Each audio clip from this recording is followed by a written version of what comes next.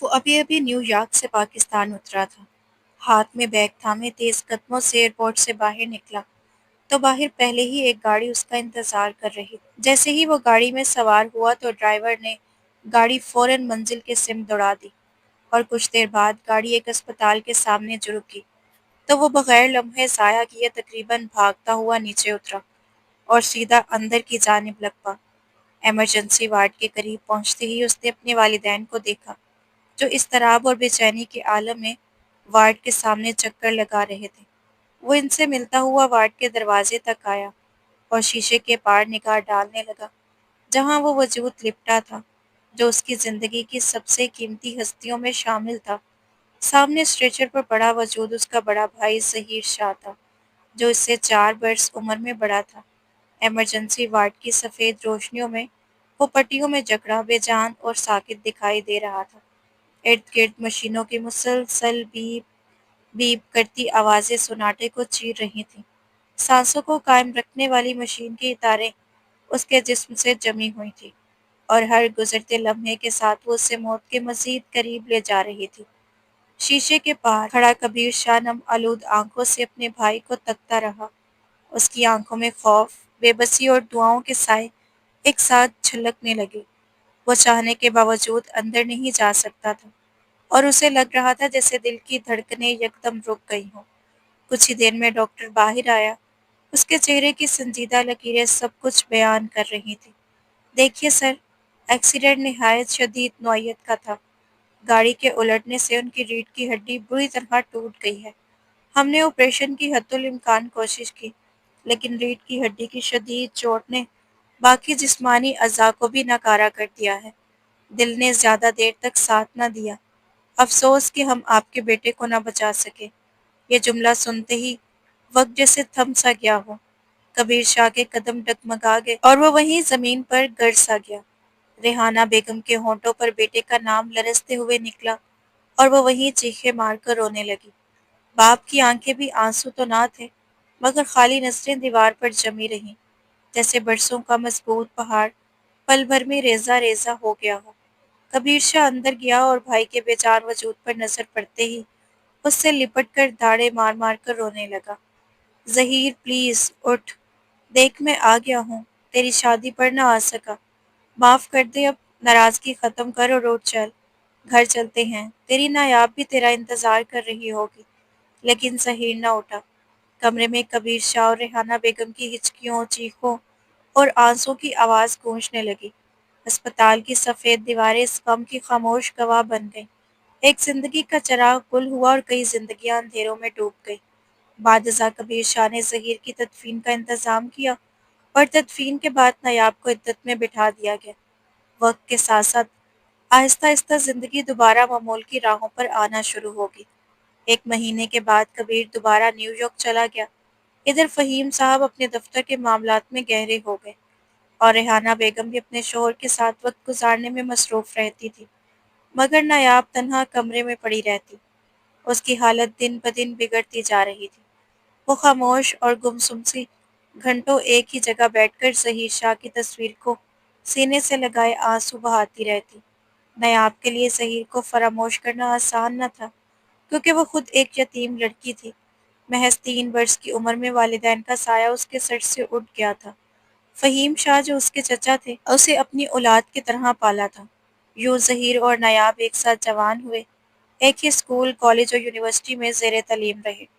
عمر کے ساتھ ساتھ ان کی چاہت بھی پروان چڑھتی رہی اور جیسے ہی تعلیم مکمل ہوئی فہیم شاہ نے ان دونوں کا نکاح کروا دیا۔ ایک دوسرے کو پا کر وہ دنیا کے خوش قسمت ترین انسان محسوس کرتے تھے مگر ان کی خوشیوں پر بدشگونی کا سایہ پڑ گیا۔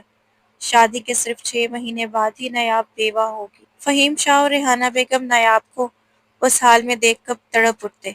وہ اسے یوں دن رات اشک بہاتے اور نڈھال پڑے برداشت نہیں کر سکتے تھے۔ اس لیے فہیم شاہ نے یہ فیصلہ کیا کہ وہ کبیر شاہ کا رشتہ نایاب کے ساتھ جوڑ دیں گے مگر سب سے کٹھن مرحلہ تھا کبیر کو اس بات پر راضی کرنا۔ عدت پوری ہوتے ہی فہیم شاہ نے کبیر کو پاکستان واپس بلا لیا۔ ادھر کبیر شاہ جم میں سخت ورزش کے بعد پسینے میں شرابور اپنے مخصوص انداز میں نہایت دلکش لگ رہا تھا۔ گہری نیلی شارٹس اور سفید ٹی شرٹ میں ملبوس۔ اس کے گھنے سیاہ بال ہلکے سے بکھرے ہوئے تھے۔ وہ جم روم سے باہر نکلا تو سورج کی کرنوں نے اس کے خد و خال کو اور نمایاں کر دیا۔ ٹی شرٹ صوفے پر اچھالتا ہوا وہ سیدھا واش روم میں داخل ہوا تاکہ فریش ہو سکے۔ تازہ دم ہو کر ڈائننگ ٹیبل پر آ بیٹھا ہی تھا کہ فہیم شاہ نے گفتگو کا آغاز کیا۔ اچھا ہوا تم بھی آ گئے۔ ہم نے ایک نہایت اہم فیصلہ کیا ہے۔ کل شام تمہارا نکاح رکھا گیا ہے۔ یہ الفاظ سنتے ہی کبیر شاہ جو ناشتہ کرنے کے لیے ہاتھ آگے بڑھا رہا تھا ٹھٹک کر وہیں رک گیا، جیسے اچانک بجلی اس کے وجود پر گر گئی ہو۔ اس نے بے یقینی اور حیرت کے ملے جلے تاثرات کے ساتھ اپنے والد کی طرف دیکھا۔ میرا نکاح؟ کیا مطلب میرا نکاح؟ کیوں؟ اس کی آواز بھاری کرخت اور غصے سے بھری ہوئی تھی۔ وہ ماتھے پر شکنیں ڈال کر کرسی پر ذرا آگے جھک آیا اور تلخ لہجے میں بولا، خالہ جان کو اتنی عجلت کس بات کی ہے کہ وہ اپنی بیٹی کا نکاح مجھ سے فوراً کروانا چاہتی ہیں؟ کیا چند مہینے مجھ سے مزید انتظار نہیں کیا جا سکتا؟ میرے جوان بھائی کو دنیا سے گئے ابھی 5 مہینے ہوئے ہیں اور آپ مجھے شادی کے لیے مجبور کر رہے ہیں۔ میں اس جلدی نکاح پر تیار نہیں ہوں، اور پھر میں دوبارہ نیو یارک لوٹ جانا چاہتا ہوں۔ یہ کہہ کر اس نے بظاہر کھانے کی طرف توجہ دینے کی کوشش کی، لیکن اس کے اندر جذبات کا ایک طوفان شدت سے برپا ہو چکا تھا۔ فہیم شاہ کے چہرے پر غصے کی گہری لکیریں بھر آئیں اور ان کی آنکھوں میں سختی جھلکنے لگی۔ اب تم کہیں بھی نہیں جا سکتے کبیر، تمہاری آزادیاں ختم ہو چکی ہیں۔ اپنی منمانیاں ترک کرو۔ اب وقت آ گیا ہے کہ تم میرا بزنس سنبھالو۔ یہ ذمہ داری ظہیر کے کاندھوں پر تھی۔ وہ دنیا سے رخصت ہو گیا تو اب یہ بوجھ تمہیں اٹھانا ہوگا۔ وہ نہایت سنجیدگی اور اٹل لہجے میں بولے۔ کبیر نے دانت پیچ لیے اور شوق زدہ نظروں سے اپنے والد کو گھورنے لگا۔ اور یاد رکھو، تمہارا نکاح منال کے ساتھ نہیں بلکہ نایاب کے ساتھ ہوگا۔ فہیم شاہ نے کرسی پر جھکتے ہوئے فیصلہ کن انداز میں کہا۔ یہ الفاظ سنتے ہی کبیر کے پیروں تلے زمین نکل گئی، جیسے اچانک ساتوں آسمان اس کے وجود پر آن گرے ہوں۔ اس کے دل کی دھڑکن لمحہ بھر کے لیے رکی اور وجود میں جھٹکا سا دوڑ گیا۔ وٹ بابا، آپ یہ کیا کہہ رہی ہیں؟ وہ جھٹکے سے کرسی سے اٹھ کھڑا ہوا۔ اس کی آواز غصے اور بے یقینی میں کانپ رہی تھی۔ میں ہرگز نایاب سے شادی نہیں کروں گا۔ اس کے لہجے میں لرزش نہیں بلکہ ایک اٹل فیصلہ جھلک رہا تھا۔ کیا مطلب ہے تم نایاب سے شادی نہیں کرو گے؟ فہیم شاہ نے اسے خشمگین اور خونی نظروں سے گھورا۔ کبیر نے دانت پیستے ہوئے غصے اور احتجاج بھرے انداز میں کہا، بابا، وجہ آپ اچھی طرح جانتے ہیں۔ وہ میری بھابھی ہیں، میرے بڑے بھائی کی بیوہ، اور آپ چاہتے ہیں کہ میں اس سے نکاح کروں، یہ جانتے ہوئے بھی کہ وہ ظہیر بھائی سے کس قدر محبت کرتی تھی۔ اس کے لہجے میں دکھ، غصہ اور مزاحمت سب کچھ جھلک رہا تھا۔ اس نے کھانے کی میز پر رکھا گلاس زور سے زمین پر دے مارا، جیسے اپنے دل کا غصہ ظاہر کر رہا ہو، مگر فہیم شاہ کے چہرے پر کوئی تاثر نہ بدلا۔ ظہیر شاہ اب اس دنیا میں نہیں رہا۔ نایاب اپنی عدت پوری کر چکی ہے، اور میں اپنی بھتیجی کی زندگی میں دوبارہ خوشیاں دیکھنا چاہتا ہوں۔ میں اسے یوں تڑپ تڑپ کر مرنے کے لیے نہیں چھوڑ سکتا۔ سمجھ لو اس کا نکاح تمہارے ساتھ ہی ہوگا۔ فہیم شاہ کا لہجہ مزید کرخت اور حکم دینے والا تھا۔ کبیر نے ضبط کرتے ہوئے اپنی مٹھیوں کو سختی سے بھینچا۔ اس کے سانس بھاری ہو رہے تھے، لیکن اس نے اپنے لہجے کو نرم رکھنے کی کوشش کی۔ بابا، خدا را سمجھنے کی کوشش کریں۔ چاہے میں مان بھی جاؤں لیکن نایاب کبھی راضی نہیں ہوگی۔ وہ مجھ سے نکاح کبھی قبول نہیں کرے گی، اور پھر وہ مجھ سے 3 برس بڑی ہے۔ میں اس کے ساتھ ایک ہی چھت کے نیچے، ایک ہی کمرے میں کیسے رہ سکوں گا؟ ہم دونوں ایک دوسرے کو کبھی تسلیم نہیں کر پائیں گے۔ آپ کیوں نہیں سمجھ رہے؟ اس کی شادی کہیں اور کر دے، لیکن میں قسم کھا کر کہتا ہوں کہ نایاب سے شادی نہیں کروں گا۔ آخر میں وہ تقریباً چل اٹھا۔ فہیم شاہ کی آنکھوں میں نمی تیرنے لگی۔ وہ کرسی پر سیدھے ہو کر بیٹھ گئے اور ایک بھاری سانس کھینچنے کے بعد بولے کہ وہ نہیں چاہتے نایاب کی شادی کہیں اور ہو، کیونکہ وہ ان کے بڑے بھائی کی نشانی ہے، اور مرتے وقت اس نے ان سے وعدہ لیا تھا کہ ہمیشہ اس کا خیال رکھیں گے۔ یہ تبھی ممکن ہے جب وہ انہی کی آنکھوں کے سامنے رہے۔ اور رہی یہ بات کہ وہ کبیر سے 3 سال بڑی ہے، تو اپنی سمارٹنس کی بدولت وہ 4 5 سال چھوٹی ہی دکھائی دیتی ہے۔ نایاب کو منانا ان کی ذمہ داری ہے، اور اب وہ مزید کوئی بحث نہیں سنیں گے، کیونکہ وہ اور ریحانہ بیگم جو فیصلہ کر چکے ہیں وہی حتمی ہے۔ کبیر نے بے بسی اور امید بھری نگاہوں سے اپنی ماں ریحانہ بیگم کی طرف دیکھا، جو نظریں جھکائے خاموش بیٹھی تھی، جیسے دل کو کسی نے جکڑ لیا ہو۔ ماں کی خاموشی صاف بتا رہی تھی کہ یا تو وہ بھی اس فیصلے پر متفق ہے یا پھر اپنے شوہر کے خلاف بولنے کی ہمت نہیں رکھتی۔ کبیر نے سنجیدہ لہجے میں کہا کہ وہ یہ گھر چھوڑ کر نیو یارک چلا جائے گا، لیکن یہ شادی ہرگز نہیں کرے گا۔ اور یہ کہتے ہی وہ میز سے ہٹ گیا۔ فہیم شاہ بھی اپنی جگہ سے اٹھے اور گرجدار آواز میں بولے کہ شوق سے جا سکتا ہے، مگر اس کے بعد اس کا ان سے کوئی تعلق نہیں رہے گا۔ اگر وہ مر بھی گئے تو ان کے جنازے پر قدم نہ رکھے۔ وہ یہی سمجھیں گے کہ ان کا ایک ہی بیٹا تھا اور وہ بھی مر چکا ہے۔ ان کے جملوں کی شدت نے ریحانہ بیگم کی آنکھوں میں آنسو بھر دیے۔ فہیم شاہ کی آواز ٹوٹ گئی تھی اور وہ لمحہ بھر کو رکے، پھر سامنے رکھی کرسی کو لات مار کر لمبے لمبے قدموں سے کمرے سے نکل گئے۔ ریحانہ بیگم نے دکھ اور پریشانی سے اپنا سر ہاتھوں میں گرا لیا۔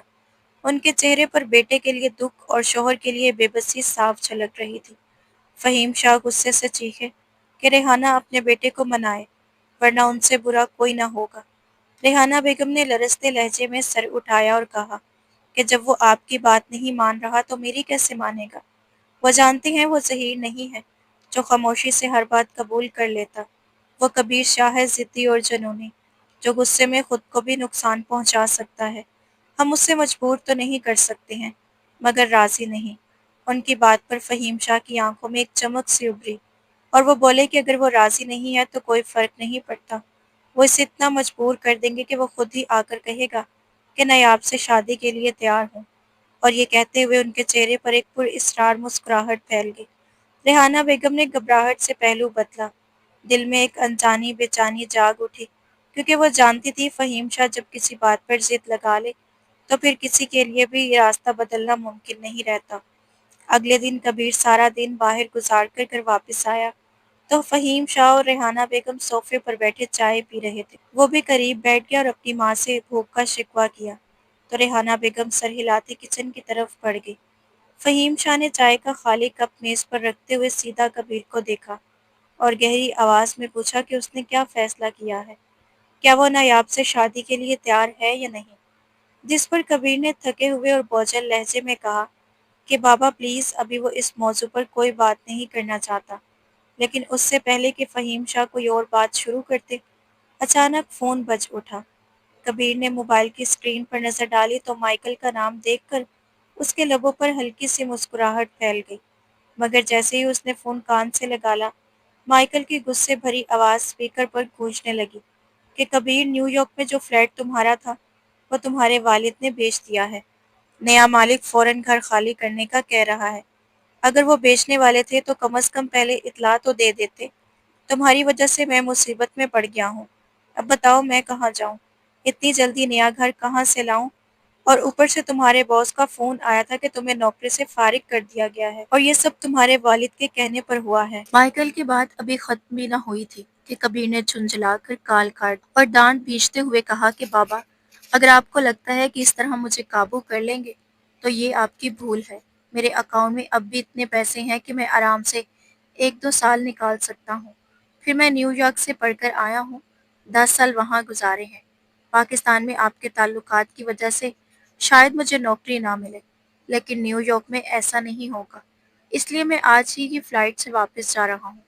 یہ کہہ کر وہ غصے میں کمرے میں آیا اور جلدی جلدی اپنا سامان پیک کرنے لگا، پھر الماری کی طرف بڑھا تاکہ پاسپورٹ اور اپنے ATM کارڈز اٹھا سکے، مگر الماری کے ایک کونے کی تلاشی لینے کے باوجود وہاں کچھ بھی نہیں ملا۔ کبیر کا ضبط ٹوٹنے کو تھا۔ وہ خود کو سنبھالتا ہوا نیچے آیا اور فہیم شاہ کے سامنے آ کر دھیمے مگر سخت لہجے میں پوچھا کہ اس کا پاسپورٹ اور کارڈز کہاں ہیں، جس پر فہیم شاہ نے پرسکون مسکراہٹ کے ساتھ جواب دیا کہ وہ سب انہوں نے جلا دیے، ابھی ابھی باہر آگ میں پھینک کر آئے ہیں، چاہے تو جا کر خود دیکھ لے۔ یہ سن کر کبیر تیزی سے باہر بھاگا اور جلتی ہوئی آگ کے الاؤ کو دیکھ کر تڑپ اٹھا۔ شکستہ قدموں کے ساتھ جب وہ دوبارہ اندر آیا تو فہیم شاہ کی ہونٹوں پر فاتحانہ مسکراہٹ تھی اور وہ اپنا غصہ ضبط کرتا ہوا صوفے پر آ بیٹھا۔ فہیم شاہ نے پورے اعتماد کے ساتھ پوچھا، ہاں اب بولو، تمہارا فیصلہ کیا ہے؟ کبیر نے سر جھکا کر مٹھیاں بھیجتے ہوئے دبی آواز میں کہا، میں نایاب سے نکاح کرنے کے لیے تیار ہوں۔ فہیم شاہ کے لبوں پر ہلکی سی مطمئن مسکراہٹ پھیل گئی۔ مجھے معلوم تھا کبیر، تمہارا جواب یہی ہوگا۔ خوشی ہے کہ تم نے یہ بات جلدی سمجھ لی۔ پھر وہ ریحانہ بیگم کی طرف دیکھتے ہوئے بولے، ریحانہ اپنے بیٹے کو کھانا دو، صبح سے اس نے کچھ نہیں کھایا۔ ریحانہ بیگم کھانے کی ٹرے لیے فوراً آگے بڑھی اور میز پر رکھ دی۔ کبیر خاموشی سے بیٹھ کر کھانے میں مشغول ہو گیا۔ حقیقت یہ تھی کہ وہ کبھی بھی ان آسائشوں سے بغیر جی ہی نہیں سکتا تھا جو اسے بچپن سے تھالی میں سجا کر ملتی آئی تھی۔ یہ سہولتیں اس کے لیے کوئی عیش نہیں بلکہ سانسوں جیسی ضرورت بن چکی تھی۔ نرم بستر، لذیذ کھانے، قیمتی گاڑیاں، نوکر چاکر، سب کچھ اس کی دنیا کا حصہ تھے اور وہ اپنی اس دنیا کا بادشاہ تھا۔ لمحہ بھر کو بھی اگر یہ خیال آتا کہ یہ سب اس سے چھن سکتا ہے تو اس کے وجود میں لرزہ دوڑ جاتا۔ باپ نے ہمیشہ خواہش زبان پر آنے سے پہلے ہی پوری کی۔ بچپن سے وہ محرومیوں کے ذائقے سے واقف ہی نہیں ہوا۔ نیو یارک میں نوکری بھی اس نے صرف تجربے کے طور پر کی تھی، جیسے کوئی کھیل ہو جو وقت گزاری کے لیے کھیلا جا رہا ہو۔ اصل حقیقت یہی تھی کہ اسے کبھی پیسہ کمانے کی ضرورت ہی نہیں پڑی تھی۔ دولت خود اس کے قدموں میں بچھتی تھی، عزت اس کے در پر جھکتی تھی۔ وہ سب کچھ اس کے پاس تھا جو عام لوگ خواب میں بھی نہیں دیکھ پاتے۔ یہی سبب تھا کہ آج بھی وہ اپنی حالت پر نازا تھا اور ایک ناپسندیدہ رشتہ قبول کرنے پر مجبور ہو کر بھی ہچکچایا نہیں، کیونکہ وہ جانتا تھا کہ اپنے باپ کے فیصلے کے آگے ابھی ڈٹنے کی سکت نہیں رکھتا۔ سچ تو یہ بھی تھا کہ نایاب میں کوئی ایسی کمی نہیں تھی جسے جواز بنا کر وہ انکار کر سکتا۔ بس وہ ایک کڑوی حقیقت تھی کہ وہ کبھی اس کے بھائی کی بیوی تھی، مگر تھی اور ہے میں بہت فرق ہوتا ہے۔ وہ نایاب کی حالت اپنی آنکھوں سے دیکھ چکا تھا، اس کا گھٹ گھٹ کر جینا، بکھری حالت، رونا دھونا، سب کچھ اس کے سامنا تھا۔ وہ نایاب جو کبھی شوق، چنچل اور روشن آنکھوں والی مسکراتی لڑکی تھی، اب کمرے کی چار دیواری میں قید ایک زندہ لاش بن چکی تھی، جس کے لیے سانس لینا بھی بوجھ لگتا تھا۔ ظہیر کی موت نے اسے اندر سے توڑ کر رکھ دیا تھا۔ یہی سوچ کر کبیر کے دل میں یہ عزم اور پختہ ہو گیا کہ شاید اس نکاح کے بعد نایاب کو سہارا ملے اور پھر سے جینا سیکھ لے۔ اس نے فیصلہ کیا کہ وہ نایاب کو پیار و محبت سے زندگی کی طرف واپس لائے گا اور اس ارادے پر قائم رہے گا۔ نایاب آج پورے کا پورا لال لہنگے میں سجی بیٹھی تھی۔ مولوی صاحب نے نکاح کے کلمات پڑھتے ہوئے کہا، نایاب شاہ بنت فہیم شاہ، آپ کا نکاح کبیر شاہ ولد فہیم شاہ سے 50 لاکھ کے عوض کیا جا رہا ہے۔ کیا آپ کو یہ نکاح قبول ہے؟ وہ خاموشی سے سر جھکائے بیٹھی رہی، آنکھوں سے آنسو ٹپک رہے تھے۔ مولوی نے دوبارہ الفاظ دہرائے مگر وہ پھر بھی خاموش رہی۔ فہیم شاہ نے نایاب کے سر پر ہاتھ رکھا تو وہ چونک کر جیسے ہوش میں آئی، ٹھنڈی سانس لے کر آہستہ آواز میں بولی، قبول ہے، قبول ہے، قبول ہے۔ اس نے کانپتے ہاتھوں سے دستخط بھی کر دیے۔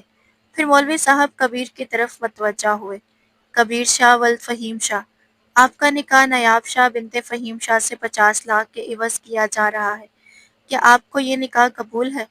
کبیر کا دل زور زور سے دھڑکنے لگا، مگر اس نے پورے اطمینان سے کہا، قبول ہے، قبول ہے، قبول ہے۔ لمحوں سے دل میں بسنے والی بے چینی یکدم چھٹ گئی، ایک سکون سا چھا گیا۔ نکاح کے بعد نایاب کو رسم کے مطابق کبیر کے کمرے میں پہنچا دیا گیا۔ شاہ ویلا کے اس خاص کمرے کو شب زفاف کی مناسبت سے نہایت نفاست اور نزاکت کے ساتھ سجایا گیا تھا۔ وہ رات جسے دو روحوں کے باہم جڑنے اور ایک دوسرے کا نصیب بننے کی رات کہا جاتا ہے، جب رب کو گواہ بنا کر ایک پاکیزہ اور حسین رشتہ تشکیل پاتا ہے، ایسا رشتہ جو محبت اور وفا کی بنیاد پر مضبوطی کی جانب بڑھتا ہے اور زندگی کے ہر موڑ پر بے شمار آسائشوں سے گزرتا ہے، تاکہ پرکھا جا سکے کہ کون ڈٹ کر اس امتحان میں کھڑا رہتا ہے اور کون ہار مار کر پیچھے ہٹ جاتا ہے۔ جو اس امتحان میں کامیاب ہوتے ہیں وہ اپنے رشتے کو مزید مضبوط کرتے ہوئے خوشیوں کو اپنی زندگی میں خوش آمدید کہتے ہیں، لیکن جو ہار جاتے ہیں وہ اس خوبصورت بندھن کو کھوکھلا کر کے اسے توڑنے پر مجبور ہو جاتے ہیں، اور یوں یہ رشتہ کسی کے لیے سزا بن جاتا ہے اور کسی کے لیے انعام۔ اب دیکھنا یہ تھا کہ یہ رشتہ کبیر اور نایاب کو کس موڑ تک لے جائے گا۔ گلاب کی پنکھڑیوں اور رنگ برنگے پھولوں سے کمرے کو آراستہ کیا گیا تھا۔ نایاب لال لہنگے میں دلہن بنی بیڈ کے وسط میں عروسی جوڑا پھیلائے خاموشی سے بیٹھی تھی۔ محض 6 ماہ کی شادی کے بعد وہ بیوی کی چادر اوڑھ چکی تھی اور ایک مختصر سال کے وقفے کے بعد دوسری بار سہاگ کے سرخ لباس میں اپنے نئے محرم کی منتظر تھی، لیکن اس بار نہ اس کے چہرے پر گھبراہٹ تھی، نہ شرم و حیا کی جھلک، اور نہ ہی اس کا وجود خوف سے لرز رہا تھا، بلکہ وہ بے تاثر چہرہ لیے اپنے دیور کی سیج پر بیٹھی تھی، جب اس کا شوہر بن چکا تھا۔ یہ رشتہ نایاب نے صرف اپنے چاچو فہیم شاہ کے مان کی خاطر قبول کیا تھا، جنہوں نے اسے بچپن سے پالا اور باپ کی کمی کبھی محسوس نہ ہونے دی۔ وہ ان کی عزت کے باعث ایک ناپسندیدہ رشتے قبول کرنے پر راضی ہوئی۔ جب اس کی مرضی شامل نہ تھی تو ظاہر ہے کہ کبیر پر بھی یہ رشتہ زبردستی ٹھونسا گیا تھا، کیونکہ ایک بیوہ عورت جس پر کسی اور کے لمس کی چھاپ باقی ہو، اسے قبول کرنا آسان نہیں ہوتا۔ یہ ایک بڑے ظرف کا تقاضا ہے اور ہر کوئی اس کا اہل نہیں ہوتا۔ انہی سوچوں میں گم وہ بیٹھی تھی کہ اچانک دروازہ کھلنے کی آواز آئی۔ سفید شیروانی میں ملبوس کبیر شاہ لڑکھڑاتے قدموں کے ساتھ اندر آیا اور پیچھے سے زور سے دروازہ بند کر گیا، جس سے نایاب گھبرا کر اپنی جگہ سے چونک گئی۔ اس کی بھوری آنکھیں اس وقت سرخی سے دہک رہی تھیں، بال لاپرواہی سے ماتھے پر بکھرے تھے۔ وہ ضبط کے کٹھن مراحل سے گزرتا ہوا ڈریسنگ ٹیبل کے قریب جا کھڑا ہوا اور آہستہ آہستہ اپنے شیروانی کے بٹن کھولنے لگا۔ جیسے ہی یہ شیروانی اس کے بدن سے الگ ہوئی تو چوڑے شانے اور مضبوط بازو نمایاں ہو گئے۔ گردن اور کمر پر پسینے کی باریک بوندیں چمک رہی تھیں۔ اس کا سینہ ہلکی ہلکی سانسوں کے ساتھ اوپر نیچے ہو رہا تھا اور ابھرے ہوئے مسلز کا تناؤ کمرے کی خاموشی میں مزید شدت اختیار کر گیا تھا۔ شیروانی اس کے ہاتھ سے سرک کر زمین پر گری، مگر وہ جھکنے کی بجائے وہیں کھڑا لمبی لمبی سانسیں لیتا اپنی بے بسی اور غصے کو قابو میں لانے کی کوشش کرتا رہا۔ نایاب نے دھڑکتے دل کے ساتھ کہا، کبیر تم ٹھیک تو ہو؟ تمہاری حالت ٹھیک نہیں لگ رہی۔ اس کے لبوں سے نکلے جملے پر وہ بے اختیار پلٹا اور لڑکھڑاتا ہوا فرش پر جا گرا۔ اس کی بری آنکھوں میں اترے سرخ ڈورے اس بات کی گواہی دے رہے تھے کہ وہ نشے میں ہے۔ انابی لفظ سختی سے ایک دوسرے پر جمی حالت میں تھے اور وہ سر کو جھٹک جھٹک کر اپنے اوپر حاوی ہونے والی مدہوشی کو توڑنے کی کوشش کر رہا تھا۔ نایاب حیرت میں تھی کہ وہ بار بار کیوں لڑکھڑا رہا ہے۔ وہ آہستہ آہستہ اپنا لہنگا سنبھالتی اس کے قریب پہنچی تاکہ سہارا دے سکے، مگر جو ہی نزدیک آئی تو اس کے منہ سے اٹھتی شراب کی بو نے نایاب کے وجود کو سر سے پاؤں تک لرزا دیا۔ شادی کی پہلی ہی رات اسے کبیر سے اس قسم کی توقع ہرگز نہیں تھی۔ کبیر تم نے شراب پی ہے؟ وہ بے یقینی میں بولی۔ جواباً کبیر نے غصے سے مٹھیاں بھینچی اور بیڈ کا سہارا لیتا اٹھ کھڑا ہوا۔ اب وہ نایاب کے سامنے تھا اور نایاب ابھی تک حیران و پریشانوں سے دیکھ رہی تھی۔ اچانک اس نے غصے میں اسے اپنی طرف کھینچا تو نایاب کٹی پتنگ کی طرح اس کے برہنہ سینے سے جا لگی۔ خوف کے مارے اس نے آنکھیں بند کر لیں۔ کبیر نے اس کے حسین چہرے کو غور سے تکتے ہوئے کہا، یوں آنکھیں بند کرنے سے کچھ نہیں ہوگا نایاب، کھولو آنکھیں اپنی۔ لرزتے دل کے ساتھ اس نے آنکھیں کھولیں تو پایا کہ وہ اس کے بہت قریب کھڑا ہے۔ نایاب نے گھبراہٹ میں لہنگے کو سنبھالتے خود کو سمیٹا۔ دونوں کے دل ایک ہی رفتار سے دھڑکنے لگے اور کمرے میں گہری خاموشی چھا گئی۔ کبیر کی نظریں اس کے کانپتے وجود سے ہوتی لرزتی ہوئی ہونٹوں پر اٹک گلے میں گلٹی بن کر مدھم ہوئی سانسوں کے بعد جیسے ہی اسے ہوش آیا تو خود کو قابو میں کرتے نایاب کو زور سے دھکیل دیا۔ وہ زمین پر گری اور خود کو سنبھال نہ سکی۔ کبیر کی آنکھوں میں چھائی ہوئی خماری اب غائب تھی۔ نایاب فرش سے اٹھی اور اس کے روبرو آ کر کھڑی ہو گئی، جو الماری سے کپڑے نکال رہا تھا تاکہ واش روم میں جا کر فریش ہو سکے۔ اس کی طرف دیکھ کر بھویں اچکائیں جیسے کہہ رہا ہو، اب کیا مسئلہ ہے؟ نایاب نے غصے میں چیختے ہوئے کہا، شرم نہیں آتی کبیر؟ میں تم سے 3 سال بڑی ہوں اور تم مجھ سے بدتمیزی کر رہے ہو؟ جواباً وہ بھی بھڑک اٹھا۔ بدتمیزی کب کی ہے میں نے؟ نایاب تڑپ کر بولی، تم نے مجھے دھکا دیا، میں تمہاری بھابھی ہوں۔ اس کا جملہ مکمل ہونے سے پہلے ہی کبیر کپڑے بیڈ پر پھینک کر اس کی طرف بڑھا۔ اسے اپنی جانب آتا دیکھ کر نایاب کا دل تیزی سے دھڑکنے لگا۔ وہ ہوش و حواس میں نہ تھا اور نشے میں دھت انسان سے کسی بھی جارحانہ حرکت کی توقع کی جا سکتی تھی، جسے سہنا اس وقت نایاب کے بس میں نہ تھا۔ اگر وہ ہوش میں ہوتا تو شاید اس کے غصے پر خاموشی اختیار کر لیتا، مگر اس وقت تو کھڑا ہونا بھی مشکل تھا اور آواز میں واضح لڑکھڑاہٹ نمایاں تھی۔ نایاب خوف زدہ ہو کر دیوار سے جا لگی۔ اس کی سرمئی آنکھوں میں چھپا خوف دیکھ کر کبیر شاہ مسکرایا، جانے کیوں اسے اس خوف میں سکون محسوس ہوا۔ اس نے نایاب کی چوڑیوں سے بھری کلائیاں پکڑ کر اسے اپنی طرف کھینچا اور اس کے حصار میں قید ہو گئی۔ کانپتے وجود کو دیکھ کر وہ بولا، ابھی تو میں نے بدتمیزی کی بھی نہیں اور تم یوں گھبرا رہی ہو؟ سوچو جب کروں گا تو تمہارا کیا حال ہوگا۔ اس کی سنجیدگی نے نایاب کو لرزا دیا، پھر بولا، اور یہ بھی کہہ رہی ہو کہ تم مجھ سے 3 سال بڑی ہو؟ آؤ یہ بات ابھی واضح کر لیتے ہیں کہ کون بڑا ہے اور کون چھوٹا۔ وہ اسے کھینچ کر شیشے کے سامنے لے گیا، جہاں نایاب نے خود کو کبیر کے سامنے عمر میں چھوٹی محسوس کیا اور نرسیں جھکا لی۔ کبیر نے اس کے چہرے پر نظریں گاڑ کر کہا، تم میری بھابھی تھی لیکن اب میری بیوی ہو۔ جتنا جلدی اس رشتے کو قبول کر لو گی تمہارے حق میں اتنا بہتر ہوگا۔ اس لیے یہ بھابھی کا روگ الاپنا بند کر دو، ورنہ تم جانتی نہیں ہو مجھے۔ کبیر کے لہجے میں ایک بوجھلا پن سا اتر آیا تھا جب وہ بولا، واقعی بابا ٹھیک کہتے ہیں، تم بے حد خوبصورت ہو۔ اس کی بات پر نایاب آنکھیں پھاڑ کر گہری سانس بھرتی اس کی آنکھوں میں دیکھنے لگی، جہاں سے وہ بڑی بے باکی کے ساتھ اس کے چہرے کی ہر نقش کو چھو رہا تھا، جس سے اس کی ساکن دھڑکنیں لمحوں میں بے ترتیب ہو گئیں۔ وہ واقعی دلکش تھی۔ گلابی اور سفید رنگت، تیکھے نئے نقش اور متناسب بل کھاتی کمر، جس پر لال جوڑا قیامت ڈھا رہا تھا۔ نایاب کا وجود لمحہ بھر میں سنسنی سے بھر گیا اور اس کا چہرہ شرم سے سرخ ہو اٹھا، مگر اگلے ہی پل کبیر کے لبوں سے نکلے الفاظ نے اسے ششدر کر دیا، لیکن تم میرے قابل نہیں ہو۔ مجھے دیکھو، میں بلا کا حسین مرد، میں ایسی عورت کا حقدار کیسے ہو سکتا ہوں جس کے جسم پر پہلے ہی دوسرے مرد کی لمس کی چھاپ ہو؟ مجھے ہمیشہ وہ چیز پسند آئی ہے جو انچھوئی ہو، جس پر کسی کی پرانی چھاپ نہ ہو۔ یہی بات مجھے تمہارے بارے میں قبول نہیں ہو رہی نایاب۔ اس کے لہجے میں رچی مغروریت نے نایاب کے تن بدن میں آگ لگا دی۔ وہ دانت بھینچتے تیز لہجے میں بولی، تو پھر مجھ سے شادی کیوں کی؟ ڈھونڈ لیتے اپنے جیسی کوئی جو تمہارے ساتھ جچتی۔ وہ غصے سے چلائی، لیکن اس کا چیخنا کبیر کو ذرا نہ بھایا۔ تو تمہارے منہ میں زبان بھی تھی؟ اس نے بھی حیرت زدہ لہجے میں کہا، اور اپنا مضبوط ہاتھ اس کے بازو میں پھسلتا سانپ کی مانند اس کی کمر کے گرد جا ٹھہرا۔ نایاب نے اپنے وجود کو اس حدت بھرے لمس سے جھلستا محسوس کیا جب کبیر مزید جھکا اور اپنی ناک اس کی ناک سے لگا کر آنکھیں موند گیا۔ نایاب نے لرزتے ہوئے کہا، کیا تمہیں لگا میں گونگی ہوں؟ میرے منہ میں زبان نہیں ہے؟ اس کی اس نزدیکی پر بھی وہ خاموش رہنے کو تیار نہ تھی۔ کبیر کے وجود نے اٹھتی شراب کی تیز مہک نے نایاب کے اعصاب کو ہلا دیا اور اس نے پل بھر کو اپنی سانس روک لی۔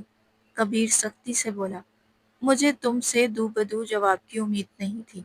تم مجھ پر مسلط کی گئی ہو۔ میں اپنے باپ کے سامنے بے بس ہو گیا تھا۔ تم کوئی محبوب عورت نہیں ہو کہ تمہاری بدتمیزی سہ لو۔ اس لیے زبان قابو میں رکھنا، کیونکہ مجھے بدزبان عورتیں سخت ناپسند ہیں۔ اب جب تم میری زندگی کا حصہ بن ہی گئی ہو تو بہتر یہی ہے کہ اس رشتے کو قبول کر لو۔ اور ہاں، تم 3 سال بڑی ہو تو اس کا روب مجھ پر مت چھاڑنا، میں ہرگز برداشت نہیں کروں گا۔ اس کے الفاظ نایاب کے دل کو چھلنی کر گئے۔ شادی کی پہلی رات ہی وہ اس کی عزت خاک میں ملا رہا تھا۔ اس کی تیز باتوں پر نایاب کا دل دکھ سے بھر آیا، مگر کبیر اس کے چہرے کے اتاؤ چڑھاؤ دیکھ کر جیسے لطف اندوز ہو رہا تھا۔ اس کی آنکھوں سے بہتے آنسو بھی اس کی نظروں سے اوجھل نہ تھے، لیکن وہ پھر بھی طنز بھرے لہجے میں بولا، جا رہا تھا۔ نایاب نے آنکھوں میں نمی لیے سرد لہجے میں جواب دیا، مجھے بھی تم جیسے اوباش اور عیاش مرد نہیں پسند، جنہیں حلال و حرام کا فرق تک نہ معلوم ہو۔ اس کے کرارے جواب نے کبیر کے تاثرات کو بگاڑ دیا۔ اس کی نگاہوں میں غصے کے ساتھ ناگواری بھی اتر آئی تھی۔ جب تم میرے بارے میں سب کچھ جانتی تھی، میری فطرت اور میرا مزاج تمہیں معلوم تھا، تو پھر شادی کیوں کی مجھ سے؟ وہ غصے میں دھاڑا اور ایک جھٹکے سے پیچھے سے اس کی گردن دبوچ لی۔ اب وہ مکمل طور پر اس کے حصار میں تھی۔ نایاب نے نم آواز میں کہا، میں بھی تمہاری طرح مجبور تھی کبیر۔ میں اس گھر اور اس گھر کے مکینوں کو چھوڑ کر کہیں نہیں جا سکتی تھی۔ نہیں چاہتی تھی کوئی دوسرا مرد میرے وجود پر حق جتائے۔ مجھ میں اتنی ہمت ہی نہیں تھی۔ اس کی آنکھوں سے بہتے آنسوؤں کو کبیر نے سختی سے رگڑ کر خشک کیا اور پھر بولا، تو تم یہ سمجھتی ہو کہ میں تمہیں چھوڑ دوں گا؟ تمہارے قریب نہیں آؤں گا۔ نکاح کیا ہے میں نے تم سے، چاہے محبوب عورت نہ صحیح لیکن بیوی تو ہو تم میری۔ कब तक दूर रह सकोगी तुम मुझसे? नायाब की आंखों से आंसू एक बार फिर बहने लगे और नम लहजे में बोली, मुझे वक्त चाहिए। इस नए रिश्ते को कबूल करने के लिए वो एक उम्मीद से उसे देख रही थी। कितना वक्त नायाब? कबीर ने अपनी सुर्ख डोरों से भरी आंखें उसकी आंखों में गाड़ते हुए आवाज में पूछा। दोनों के बीच फासले लम्हा ब लम्हा सिमट रहे थे। लबों की हल्की लर्जिश एक नरम लम्स का जरिया बनी और दोनों चंद लम्हों के लिए साकित हो गए। पता नहीं, नायाब ने नजरें चुराते हुए आहिस्ता से कहा। कबीर का दिल उसकी कुर्बत के लिए बेताब हो रहा था, मगर वो जानता था ये वक्त मुनासिब नहीं। उसे नायाब को वक्त देना होगा ताकि वो इस रिश्ते को दिल से कबूल कर सके। उसने जब्त के साथ बेड से कपड़े उठाए और वॉशरूम में चला गया, जबकि नायाब अपनी सिसकियां दबाती चुपचाप आंसू बहाने लगी। वो फ्रेश होकर कमरे में वापस आया तो नायाब अब भी वहीं बैठी आंसू बहा रही थी। कबीर ने थके लहजे में कहा, जाओ नायाब, कपड़े बदलो, ये रोना धोना तो पूरी रात भी चल सकता है। आज की रात ज़हीर शाह की याद में जितने चाहो आंसू बहा लो, कोई तुम्हें रोकने वाला नहीं है। लेकिन उसके बाद अगर मैंने तुम्हारी आंख में एक आंसू भी देखा तो मुझसे बुरा कोई नहीं होगा। ये कहकर उसने बिस्तर पर बिखरी गुलाब की पत्तियों को झटक कर नीचे फेंका और खुद बिस्तर पर दराज होकर आंखों पर बाजू रखकर सोने की कोशिश करने लगा। लेकिन सारी रात नायाब की दबी दबी सिसकियां कमरे में गूंजती रहीं और वह खामोशी से लेटा हुआ इन सिसकियों को सुनता रहा, मगर आंख उसकी भी नहीं लगी। सुबह के करीब 5 बजे जब वो उठा तो देखा नायाब जमीन पर सो रही थी। वो नरमी से उसे उठाकर बेड पर लिटाया, कंबल उड़ाया और खुद बाहर निकल गया। दिन भर वो वलीमे की तैयारियों में मसरूफ रहा, जबकि नायाब सुकून से सोई रही। शाम 4 बजे रेहाना बेगम खाना लेकर कमरे में दाखिल हुई तो नायाब को बेड से टेक लगाए जहीर की तस्वीर को सीने से लगाए बैठा पाया। एक ठंडी सांस भरते हुए उन्होंने पार्लर वाली को आवाज दी और नायाब को कहा, बेटा कुछ खा लो, फिर ये लड़की तुम्हें वलीमे के लिए तैयार कर देगी। वो खामोशी से सर हिलाती खाने लगी और तैयारी के बाद वो किसी परी से कम नहीं लग रही थी। वाकई ही अप्सरा सी दिखाई देती थी। पार्लर वाली चली गई तो नायाब खुद को आईने में देखने लगी और ख्यालात में खो गई। दिल ही दिल में ज़हीर से सरगोशी करती, मेरी लिपस्टिक खराब मत करना, दूर रहें। सब क्या सोचेंगे, मुझे वलीमा अटेंड करने दो, फिर जो चाहो करना, नहीं रोकूंगी। अच्छा बाबा, छोड़ दिया, बस खुश। ये सोचते ही उसकी आंखों से आंसू बह निकले। आज भी वो वैसे ही संवर कर बैठी थी। पीच कलर की मैक्सी में वो बेहद हसीन लग रही थी, मगर ज़हीर उसके साथ न था। कबीर जैसे ही कमरे में दाखिल हुआ तो एक लम्हे को निगाहें नायाब पर जम गई।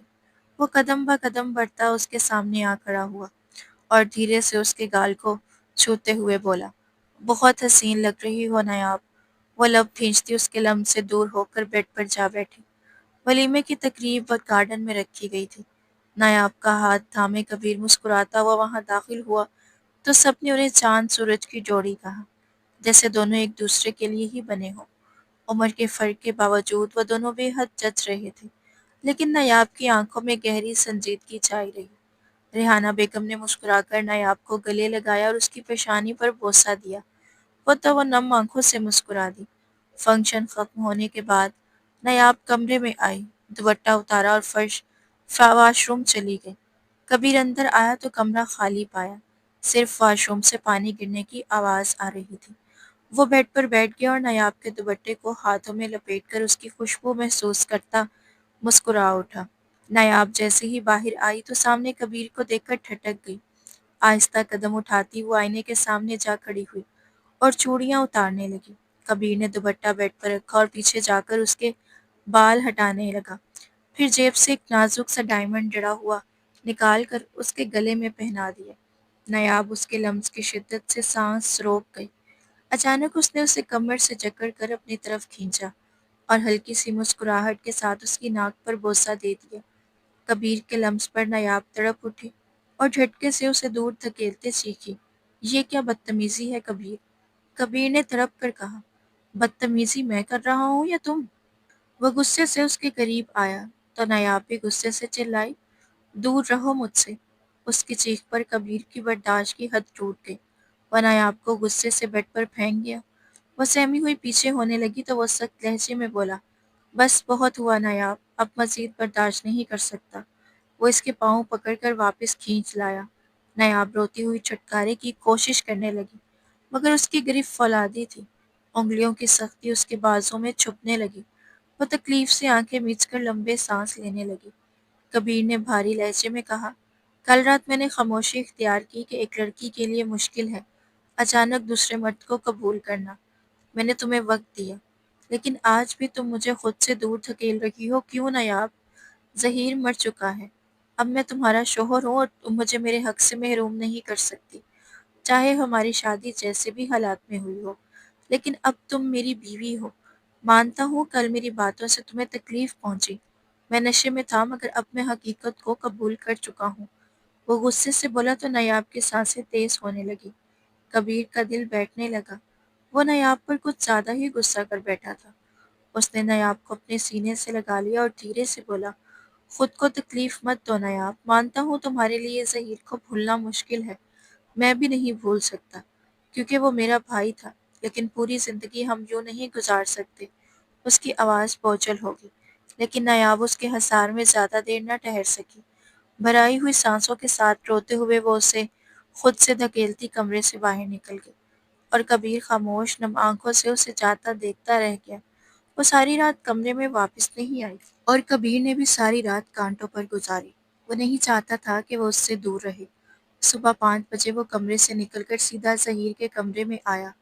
جیسے ہی دروازہ کھلا تو اس کی نظر نایاب پر جا ٹھہری۔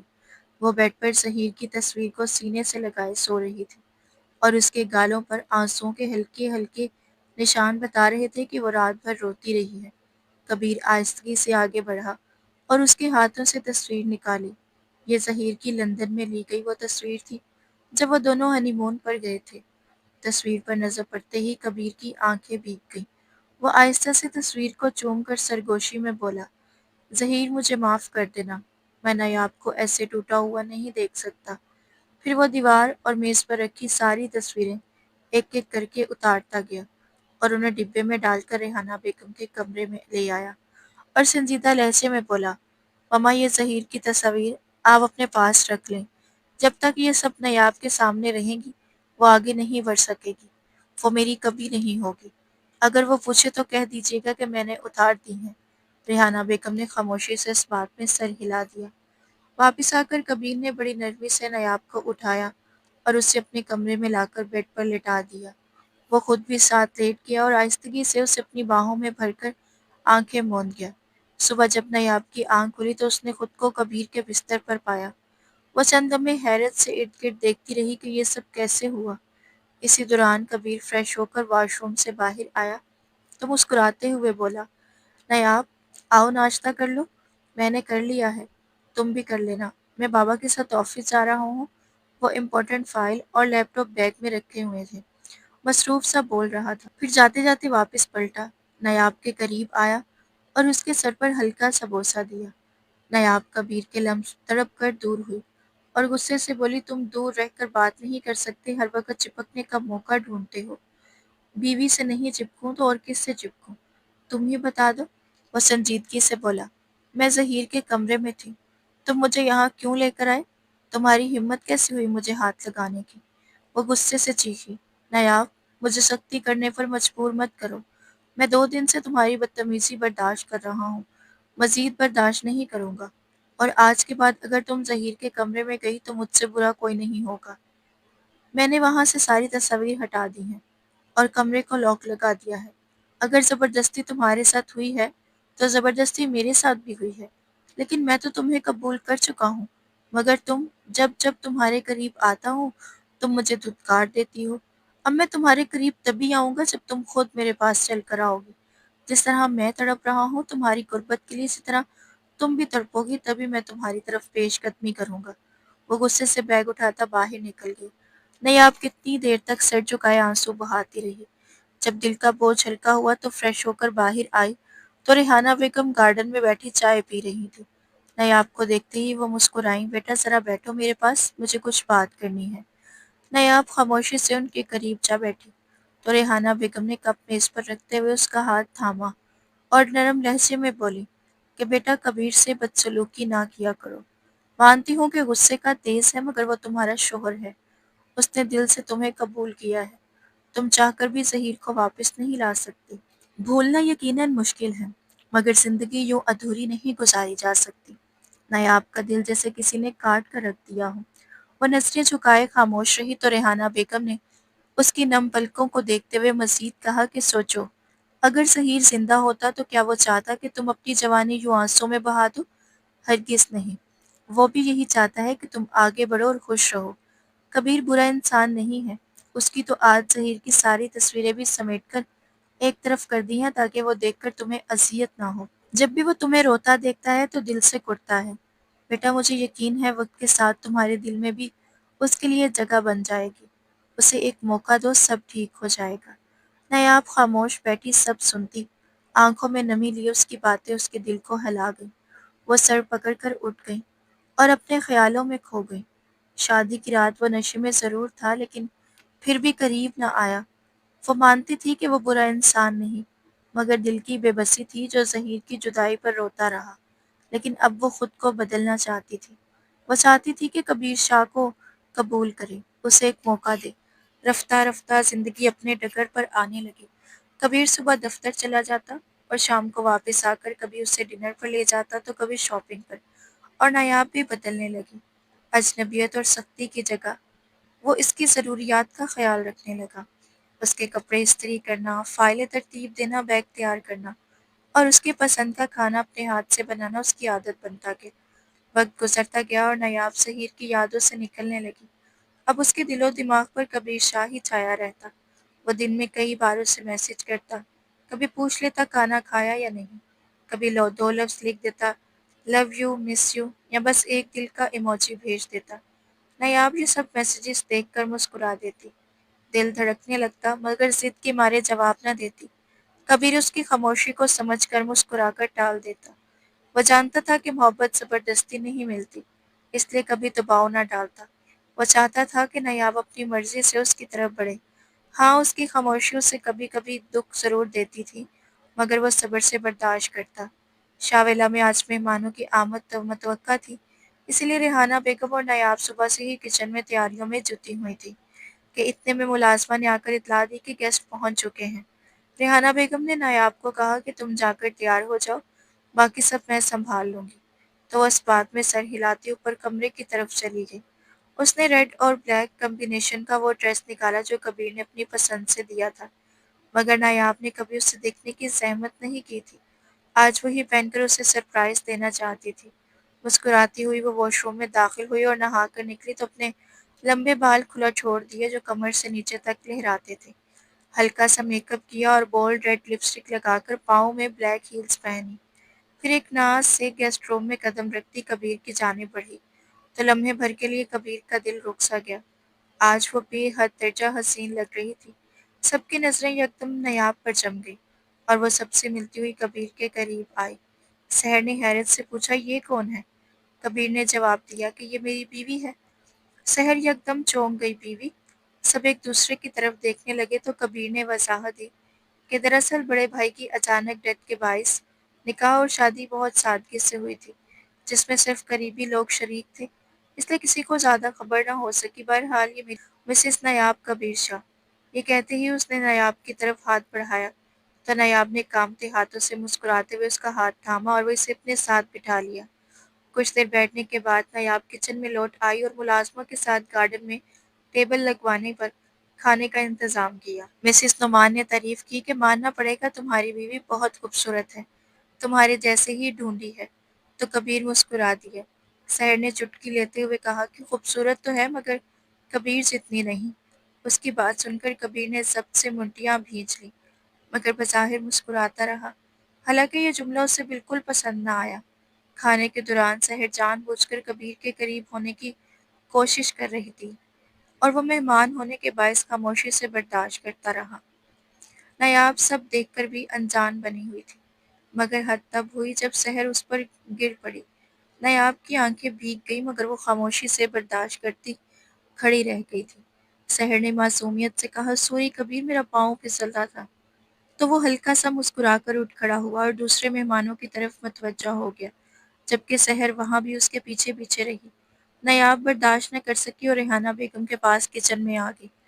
وہیں ایک طرف بیٹھا کبیر سحر کو سنجیدہ نگاہوں سے دیکھنے لگا اور بولا، سحر مجھے تم سے بات کرنی ہے۔ وہ مسکرا کر بولی، کبیر میں تم سے محبت کرتی ہوں۔ یاد ہے نیو یارک میں ہم کتنے اچھے دوست تھے، لیکن تم نے پاکستان آ کر شادی کر لی اور مجھے بتایا تک نہیں، ورنہ آنکھوں سے کہہ رہی تھی۔ تو کبیر نے سپاٹ لہجے میں جواب دیا کہ ہاں ہم اچھے دوست تھے، مگر میں شادی شدہ ہوں اور میں نے کبھی تمہیں اس نظر سے نہیں دیکھا، نہ کبھی کوئی ایسی بات کی کہ تمہیں لگتا کہ میں تم سے محبت کرتا ہوں۔ تم کرتی ہو تو یہ تمہاری سوچ ہے، لیکن میں تمہارے لیے کبھی وہ جذبات نہیں رکھے، اس لیے خدارا یہ ڈرامہ بند کرو۔ اب تمہیں یہاں سے جانا چاہیے، کھانا کھا چکی ہو، انجوائے بھی ہو چکی ہو، زیادہ تر گیسٹ جا چکے ہیں تو بہتر ہے تم بھی چلی جاؤ، اور آج کے بعد ہو سکے تو مجھے اپنی شکل نہ دکھانا، پلیز مجھے اکیلا چھوڑ دو۔ وہ سنجیدگی سے راستہ دکھا گیا تو سحر پیر پٹکتی وہاں سے نکل گئی۔ کبیر نے ایک ٹھنڈی سانس بھری اور اپنے کمرے میں آ گیا۔ مہمانوں کے جانے کے بعد نایاب بھی خاموشی سے اپنے کمرے میں آئی تو دیکھا کہ وہ لیپ ٹاپ پر کام کر رہا ہے۔ نایاب نے اس کا لیپ ٹاپ ایک طرف رکھا اور خود بیڈ پر آ کر بیٹھ گئی۔ یہ سحر کون تھی؟ تم کب سے اسے جانتے ہو؟ نایاب نے جیسے شک میں ڈوبی ہر بیوی کی طرح سخت اور سنجیدہ لہجے میں پوچھا۔ کبیر نے گہرا سانس لے کر کہا، کوئی نہیں تھی، نیو یارک میں میرے ساتھ کام کرتی تھی، آج کل پاکستان آئی ہوئی ہے اور یہاں بھی میرے ساتھ کام کر رہی ہے، اس سے زیادہ ہمارے درمیان کچھ نہیں ہے۔ وہ یہ کہہ کر نایاب کی طرف دیکھتا ہوا لیپ ٹاپ اٹھانے لگا، مگر نایاب کے اگلے سوال نے اس کے ہاتھ روک دیے۔ پھر وہ تمہارے اتنے قریب کیوں تھی کبیر؟ اور تم نے اسے روکنے کی کوشش کیوں نہیں کی؟ آخر کیوں؟ نایاب کی آواز بھر آئی ہوئی تھی۔ کبیر نے طنزیہ سا مسکرا کر اس کی آنکھوں میں دیکھتے ہوئے کہا، تو تمہیں برا لگا؟ تم تو ہمیشہ کہتی ہو کہ تمہیں میری پرواہ نہیں، تم چاہتی ہو میں تم سے دور رہوں، تمہیں کوئی فرق نہیں پڑتا، تم تو مجھے پسند بھی نہیں کرتی، پھر یہ آنکھوں میں آنسو کیوں؟ فرق کیوں پڑ رہا ہے تمہیں؟ تم میرے شوہر ہو، تمہاری بیوی ہو۔ نایاب نے تڑپ کر فوری جواب دیا۔ یہ سنتے ہی کبیر کے چہرے کی مسکراہٹ غصے اور سنجیدگی میں بدل گئی۔ وہ اچانک نایاب کو بیڈ پر دھکا دے کر اس کے نہایت قریب آیا۔ نایاب سانس روک کے ساکت ہو گئی۔ بیوی بیوی ہونے کا حق تو کبھی دیا ہی نہیں تم نے۔ نایاب، صرف کاغذات پر لکھی شادی سے کوئی بیوی نہیں بن جاتی، اس رشتے کے لیے بیوی ہونے کا ثبوت بھی دینا پڑتا ہے۔ ہماری شادی کو 6 مہینے ہو گئے ہیں نایاب، کیا ان 6 مہینوں میں تمہیں کبھی محسوس نہیں ہوا کہ میں تم سے محبت کرنے لگا ہوں؟ کبھی تم نے میری آنکھوں میں اپنے لیے محبت نہیں دیکھی؟ کبیر کی آواز گہری اور زخمی ہو چکی تھی۔ تمہاری پر بے رخی پر میں نے ہنس کر برداشت کیا، آفس میں بیٹھ کر گھنٹوں تمہارے بھیجے گئے کسی ایک جواب کا انتظار کیا کہ کبھی تم میرے میسیجز کے جواب میں I love you, miss you too my جان لکھ دو گی، مگر تم نے کبھی میرے ایک چھوٹے سے میسیج کا جواب تک نہیں دیا۔ میں تمہاری قربت کے لیے پل پل تڑپتا رہا، مگر تم نے کبھی وہ تڑپ نہیں دکھائی۔ تو پھر کس حق سے آج تم مجھ سے سوال کر رہی ہو؟ مسز نایاب کبیر شاہ، جواب دو۔ کبیر کی آنکھیں سب سے سرخ ہو چکی تھیں، جبکہ نایاب کی آنکھوں سے آنسو بہنے لگے۔ آئی ایم سوری کبیر، مجھے معاف کر دو، مجھے اپنی غلطی کا احساس ہو گیا ہے، پلیز مجھے معاف کر دو۔ وہ روتے ہوئے اس کے سینے سے لگ گئی اور پھوٹ پھوٹ کر رونے لگی۔ کبیر کی آنکھوں سے ایک آنسو ٹوٹ کر نایاب کے بالوں میں جذب ہو گیا۔ وہ نایاب کو اپنے بازوں میں بھینچ کر تھوڑا سا الگ ہونے لگا تو نایاب نے اسے پلٹ کر اپنی طرف کھینچ لیا۔ وہ کبیر کی آنکھوں میں دیکھتی کھو سی گئی۔ چند پل کے لیے کبیر بھی اس کے چہرے کو گہری نگاہوں سے دیکھتا رہا، پھر نرمی سے اس کے کانپتے ہونٹوں پر جھک آیا۔ نایاب نے آنکھیں بند کر لی۔ وہ کبیر شاہ کی شدتیں برداشت کرنے سے قاصر تھی۔ درد سے دوہری ہوتی تڑپنے لگی۔ کبیر پلیز بس کرو، میں مزید برداشت نہیں کر سکتی۔ وہ اسے روکتی رہی مگر وہ اپنی منمانیاں جاری رکھا۔ صبح جب کبیر کی آنکھ کھلی تو نایاب کو بے حس و حرکت دیکھ کر گھبراہٹ اس پر طاری ہو گئی تھی۔ وہ تیزی سے اس کے قریب آیا تو محسوس ہوا کہ وہ تیز بخار میں جل رہی ہے۔ گھبرا کر اس نے نایاب کا چہرہ سلایا۔ نایاب میری جان، آنکھیں کھولو۔ اس کی پکار پر نایاب دھیرے سے آنکھیں کھولی تو کبیر نے سکون کا سانس لیتے شکر ادا کیا اور فوراً باہر نکل گیا۔ کچھ ہی دیر بعد وہ ایک لیڈی ڈاکٹر کے ساتھ کمرے میں داخل ہوا۔ ڈاکٹر نے نایاب کا معائنہ کرنے کے بعد چند دوائیاں لکھ دی اور چلی گئی۔ کبیر نے نرمی سے کہا، نایاب اٹھو، ذرا سا کھانا کھا لو تاکہ دوائی کھا سکو پلیز۔ وہ سہارا لے کر بیٹھی تو کبیر نے اسے اپنے ہاتھوں سے نوالے کھلائے، پھر دودھ کے ساتھ دوائی دی تو نیاب نے منہ بسوڑ کر دیا۔ پلیز نیاب کھا لو، اس کی منت پر نیاب خاموشی سے دوا نکل کر لیٹ گئی۔ 2 دن وہ بالکل صحت مند ہو گئی تھی، مگر صحت یاب ہوتے ہی اس کے لب شکوہ کرنے لگے۔ کبیر، تم نے میرے ساتھ اچھا نہیں کیا۔ تمہارے بھائی نے کبھی مجھے اس طرح سختی سے نہیں چھوا جیسے تم نے چھوا۔ آج کے بعد میرے قریب مت آنا، میں تم جیسے طاقتور مرد کو برداشت نہیں کر سکتی۔ اس کی آنکھیں نم ہو گئی، جبکہ کبیر جو کب سے اپنی ہنسی روک رہا تھا مزید ضبط نہ کر سکا۔ اس کا فلک شگاف کہکا کمرے میں گونج اٹھا۔ وہ نیاب کو اپنی طرف کھینچ کر اس کے روئی جیسے نرم گالوں پر اپنے ہونٹ سختی سے رکھ گیا۔ نیاب روتے ہوئے پیچھے ہٹنے لگی۔ چھوڑو کبیر، پلیز۔ مگر کبیر نے مسکرا کر کہا، تمہارا بھائی معصوم اور شریف تھا، لیکن میں نہیں ہوں، اور یہ سب بالکل نارمل ہے۔ آہستہ آہستہ برداشت کرنا سیکھ جاؤ گی۔ ویسے بھی تم کچھ کھاتی پیتی نہیں ہو، تم طاقت ہی نہیں ہے۔ کل رات تم جس طرح رو رہی تھی میں ڈر گیا تھا۔ وہ مسکراتے ہوئے بولا، چلو کیوں نہ اب ہم اپنا ہنی مون پلان کریں، نیو یارک چلتے ہیں، وہاں بہت خوبصورت جگہ ہیں، تمہیں ضرور پسند آئیں گی۔ نیاب نے نظریں جھکائیں۔ شادی کے 6 مہینے بعد ہم ہنی مون پر جائیں گے؟ وہ شرما کر بولی۔ کبیر نے کہکا لگایا، ہاں تو کیا ہوا، اس سے فرق نہیں پڑتا، بس یہ بتاؤ میرے ساتھ چلو گی یا نہیں؟ وہ اس کے سر پر بوسہ دیتا ہوا بولا، تو نیاب نے اس بات میں سر ہلا دیا اور شرماتے ہوئے اس کے سینے میں چھپنے لگی۔ کبیر کا کہکا پھر کمرے میں گونج اٹھا۔ اگلی صبح دونوں ناشتے کی میز پر ساتھ آئے تو فہیم شاہ اور ریحانہ بیگم نے دل ہی دل میں ان کی نظر اتاری۔ بابا، میں اور نیاب کچھ دن کے لیے نیو یارک جانا چاہتے ہیں، آپ آفس کا کام دیکھ لیجئے گا، کبیر نے کہا تو فہیم شاہ نے اس بات میں سر ہلایا۔ کبیر نے منہ بنایا، بس ایک مسئلہ ہے پاسپورٹ کا، پتہ نہیں کب تک نیا بنے گا، پرانا پاسپورٹ تو آپ نے جلا دیا تھا۔ فہیم شاہ نے ریحانہ بیگم کو اشارہ کیا تو وہ مسکراتی ہوئی کمرے سے پاسپورٹ اور ATM کارڈز لے آئیں اور کبیر کو تھما دیے۔ کبیر حیرت سے بولا، بابا یہ تو آپ نے جلا دیے تھے، پھر یہ کہاں سے آئے؟ خوشی اس کے لہجے میں جھلکنے لگی۔ فہیم شاہ نے مسکرا کر کہا، نہیں بیٹا، نہیں جلائے تھے، صرف تمہیں ڈرانے کے لیے جلائی تھی۔ یہ لو، اور یہ تمہارے فلیٹ کی چابی بھی ہے، ہوٹل میں رہنے کی ضرورت نہیں، وہیں رہ لینا۔ کبیر کی آنکھیں خوشی سے نم ہو گئیں۔ وہ اپنے والد سے لپٹ گیا۔ تھینک یو بابا، ہر چیز کے لیے، you are the best dad in this world. اس کے یہ الفاظ پر فہیم شاہ کی آنکھوں سے بھی آنسو بہہ نکلے۔ وہ بیٹے کے سر پر ہاتھ رکھتے بولے، خوش رہو بیٹا، نیاب کا خیال رکھنا، اور یہ کہہ کر اٹھ گئے۔ ہنی مون کے لیے کبیر نیاب کو نیو یارک لے آیا تھا، جہاں وہ ہاتھوں میں ہاتھ ڈالے شہر کی سڑکوں پر گھومتا ہر منظر اسے دکھاتا رہا۔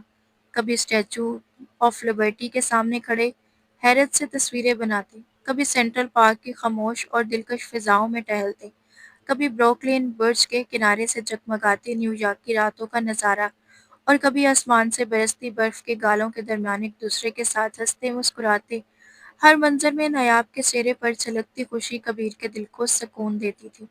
نیاب جو ایک وقت میں یہ سوچتی تھی کہ ظہیر کے بغیر اس کی سانسیں بھی ادھوری ہیں، آج حیران تھی کہ وہ دل کی گہرائیوں تک خوش ہے، بلکہ عجیب سا اطمینان اس کی روح تک پھیل گیا تھا، اور یہ سب کبیر کی بے پناہ چاہت، اس کی مسلسل توجہ اور اس کی نرمی سے بھرے لمس کی بدولت تھا، جس نے اس کے دل کے زخم آہستہ آہستہ بھر دیے تھے۔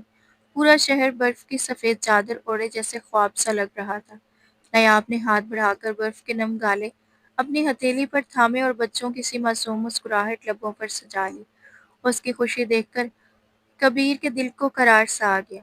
وہ آگے بڑھا اور اس کے دونوں ہاتھ تھام کر دھیرے سے بولا، نیاب، تم میری زندگی کی سب سے بڑی خوشی ہو، تمہیں پا کر لگتا ہے جیسے میرا جہاں مکمل ہو گیا ہے۔